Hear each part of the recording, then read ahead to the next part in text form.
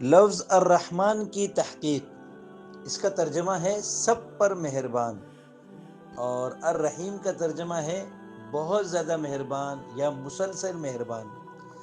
صرفی تحقیق اس کی یہ ہے کہ یہ مشتق ہے مصدر مشتق اور جامد میں سے، اور اس میں مبالغہ ہے۔ باب سمع یسمعو، اس کے حروف اصلیہ ہے را، حا اور میم، ہفت اقسام میں سے یہ صحیح ہے۔ نحوی تحقیق کے مطابق اسم فعل اور حرف میں سے اسم ہے، معرفہ نکرہ میں سے معرفہ ہے، مذکر مؤنث میں سے مذکر ہے، واحد تثنیہ جمع میں سے واحد ہے، متمکن و غیر متمکن میں سے اس میں متمکن ہے۔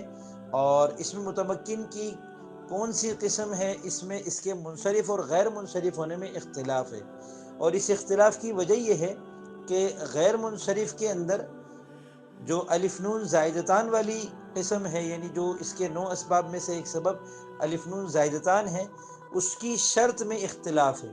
بعض لوگ یہ کہتے ہیں کہ اس کی مؤنث فعلانتن کے وزن پر نہ ہو، اور بعض لوگ یہ کہتے ہیں کہ اس کی مؤنث فعلا کے وزن پر ہو۔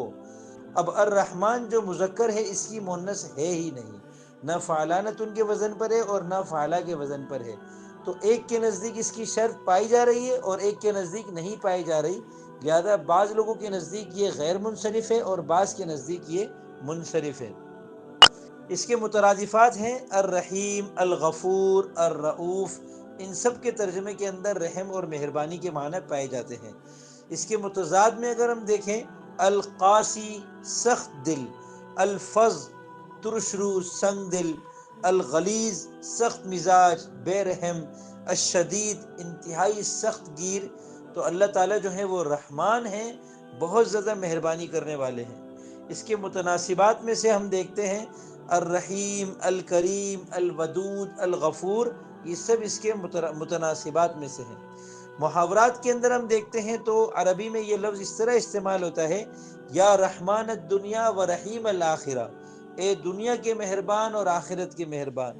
ادعوا الرحمن فی الشدۃ والرخاء، رحمان کو پکارو سختی اور نرمی میں، یعنی غم اور خوشی، ہر حال میں رحمان کو پکارو۔ لا یقنط من رحمت الرحمن الا الضالون، رحمان کی رحمت سے صرف گمراہ لوگ جو ہے وہ مایوس ہوتے ہیں۔ قرآن کریم میں یہ لفظ آیا ہے کئی مرتبہ، الرحمن علی العرش استوى قل ادعوا اللہ او ادعوا الرحمن، الرحمن علم القرآن، ایک پوری سورت کا نام ہی الرحمن ہے۔ دیگر نکات میں ہم دیکھتے ہیں کہ الرحمن اور الرحیم کے اندر متعدد فرق ہیں۔ پہلا فرق تو معنی کے اعتبار سے مفسرین نے یہ بتایا ہے کہ الرحمن اس ذات کو کہتے ہیں جس کی رحمت کا فائدہ سب کو پہنچتا ہے، اور الرحیم اس ذات کو کہتے ہیں جس کی رحمت بہت زیادہ ہو، یعنی جس پر ہو مکمل طور پر ہو۔ اور دوسرا فرق ان دونوں میں یہ ہے نحوی اعتبار سے کہ الرحمن اس میں مبالغہ ہے، جبکہ الرحیم صفت مشبہ ہے۔ اور تیسرا فرق جیسے کہ میں نے آپ کے سامنے رکھا تھا کہ الرحمن کے منصرف اور غیر منصرف ہونے میں اختلاف ہے، لیکن الرحیم جو ہے بالاتفاق منصرف ہے۔ اس میں متمکن کی پہلی قسم ہے مفرد منصرف صحیح۔